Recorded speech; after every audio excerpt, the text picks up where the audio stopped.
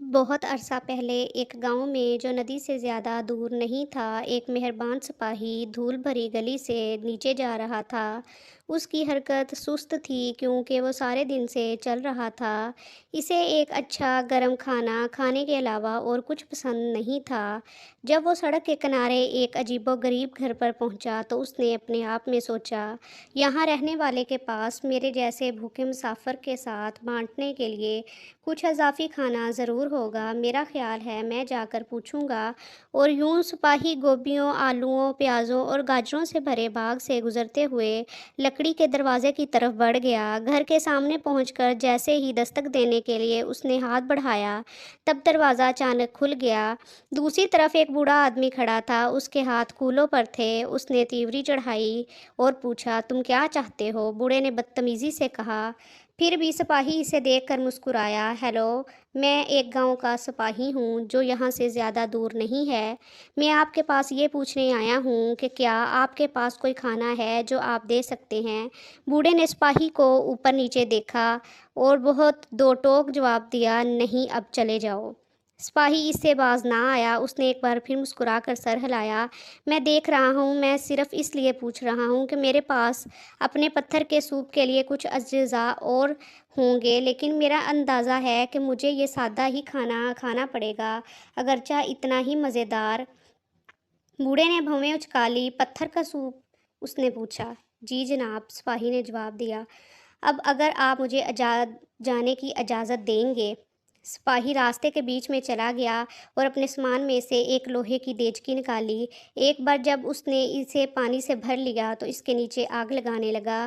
پھر بڑے اہتمام کے ساتھ اس نے ریشم کے تھیلے سے ایک عام سا نظر آنے والا پتھر نکالا اور آہستہ سے اسے پانی میں گرا دیا۔ بوڑھا حیرانی سے اپنی کھڑکی سے یہ سب دیکھ رہا تھا۔ پتھر کا سوپ؟ اس نے خود سے پوچھا۔ یقیناً ایسی کوئی چیز نہیں ہے۔ اور تھوڑی دیر بعد سپاہی کو ایک چھوٹی سی چھڑی سے پانی ہلاتے دیکھ کر بوڑھا آدمی باہر نکلا اور سپاہی سے پوچھا، تم کیا کر رہے ہو؟ سپاہی نے اپنے برتن سے نکلنے والی بھاپ کی سونگھ لی اور اپنے ہونٹوں کو چاٹتے ہوئے کہا، مجھے پتھر کے سوپ سے زیادہ کوئی چیز پسند نہیں ہے۔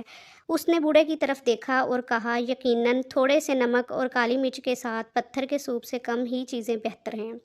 ہچکچاتے ہوئے بوڑھا اندر گیا اور نمک اور کالی مرچ لے کر آہستہ آہستہ سپاہی کے حوالے کر دی۔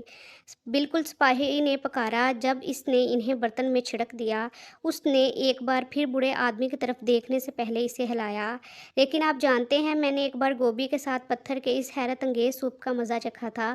اس کے بعد بوڑھا آدمی اپنے گوبھی کے پودوں کے پاس پہنچا اور سب سے پکی ہوئی گوبھی اٹھا کر سپاہی کو دے دی۔ اور کتنی شاندار ہے! سپاہی نے گوبھی کا کاٹ کر برتن میں ڈالتے ہوئے کہا۔